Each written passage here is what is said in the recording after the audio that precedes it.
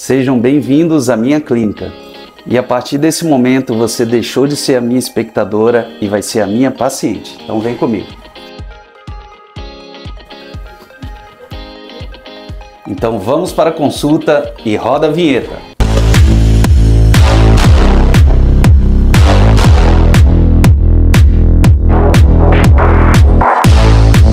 Olá pessoal, eu sou o Dr. Thiago Simão, cirurgião plástico, especialista em cirurgias de contorno corporal, e hoje eu vou falar um tema muito importante para vocês. Seja bem-vindo ao meu canal, é um prazer ter vocês aqui conosco, e se você ainda não é inscrito, já aproveita a oportunidade, clica aí para se inscrever e curta esse vídeo.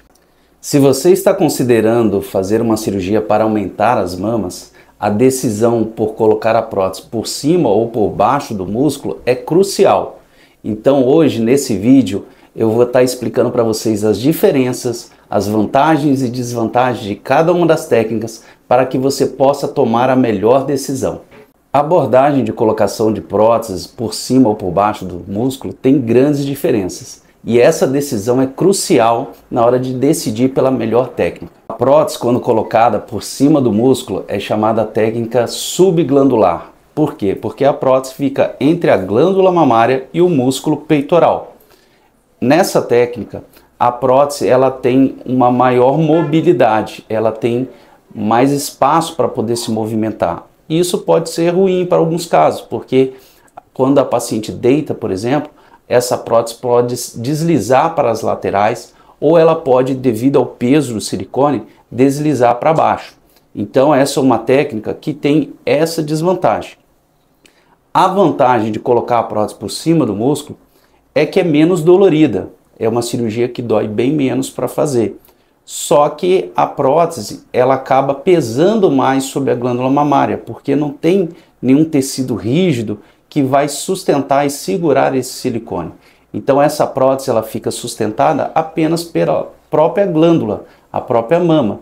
E isso faz com que a pressão, o peso desse silicone acabe empurrando essa mama para baixo. Então, apesar de ser uma cirurgia menos dolorida, é uma cirurgia que o resultado é mais imediato, porque você coloca a prótese por baixo da glândula e a paciente já no pós-operatório imediato ela já vê o resultado da cirurgia. A grande desvantagem dessa técnica é que a prótese acaba pesando sobre a glândula, forçando a glândula mamária a cair. Então aumenta a chance de no futuro essa mama acabar cedendo. E a prótese tem mais mobilidade, então ela pode mudar de posição, ela pode até virar a prótese, fazer uma rotação. Então essa técnica tem a grande desvantagem de pesar sobre a mama e ainda ter uma maior mobilidade do silicone. A outra técnica para a colocação da prótese de silicone é a técnica submuscular, ou seja, essa prótese ela fica abaixo do músculo peitoral, que é esse músculo principal que nós temos aqui no peito.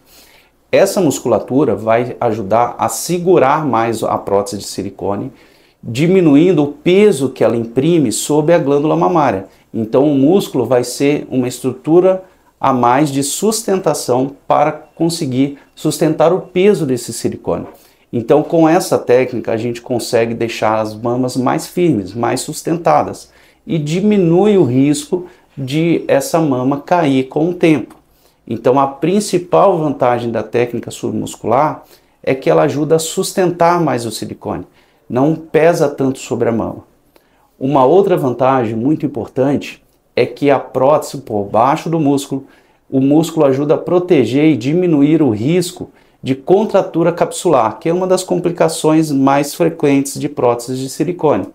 Essa contratura capsular é quando se forma uma cápsula ao redor da prótese. O organismo busca isolar essa prótese para proteger e isolar ela do contato com o restante do organismo.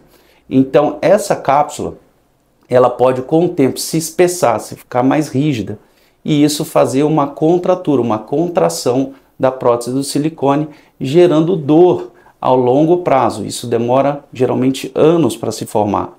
Quando a prótese está por baixo do músculo, isso diminui esse risco, diminui o risco de fazer essa contratura, de formar uma cápsula muito rígida e isso acabar gerando dor. E a terceira vantagem que eu colocaria é que o músculo ele faz uma cobertura maior da prótese, ou seja, é mais uma camada de cobertura cobrindo o silicone. Então diminui aqueles sinais de artificialidade, de você ver a prótese muito evidente ao olhar a paciente. E também diminui a chance da formação do chamado rippling. Rippling é um termo em inglês utilizado para descrever aquelas ondulações que algumas vezes podem ser visíveis em pacientes que colocaram silicone por cima do músculo. Então, quando você coloca a prótese por baixo do músculo, ela cobre essa prótese e aquelas ondulações, aquelas dobras que às vezes podem se formar, elas não ficam visíveis e nem palpáveis. Então, uma das grandes vantagens é a maior cobertura do silicone, fornecendo uma maior naturalidade ao você enxergar as mamas de uma paciente operada. Agora vamos para as desvantagens. Toda técnica tem vantagens e desvantagens. A cirurgia por baixo do músculo também tem algumas desvantagens, que seriam o quê? Mais dor no pós-operatório, ou seja, é uma cirurgia mais dolorida. Você precisa cortar o músculo peitoral para introduzir a prótese. E esse corte no músculo gera dor, então a paciente sofre um pouquinho mais no pós-operatório, porém essa dor é bem controlada com medicações e analgésicos comuns. Mas a cirurgia é um pouco mais dolorida do que a prótese por cima do músculo. Outra desvantagem é o maior risco de sangramento, ou seja, o músculo ele é mais vascularizado, então ele pode sangrar mais e a paciente pode ter um sangramento no pós-operatório, um hematoma, o que não é muito comum, não é muito frequente, mas pode acontecer porque o tecido muscular ele é mais vascularizado. E a última desvantagem que a gente pode colocar é que esse músculo ele é dinâmico, ele contrai, ele tem mobilidade. Então o músculo pode contrair e puxar a prótese para cima. Então é comum no pós-operatório você ver que as próteses elas ficam mais altas no início. Depois esse músculo vai relaxando, a prótese vai descendo e se acomodando. Então uma das grandes desvantagens é que o resultado não é imediato. Você vê no pós-operatório as próteses mais altas, depois de algumas semanas o músculo vai relaxando e essa prótese vai descendo. Então o resultado na cirurgia por baixo do músculo, ele demora algumas semanas para aparecer.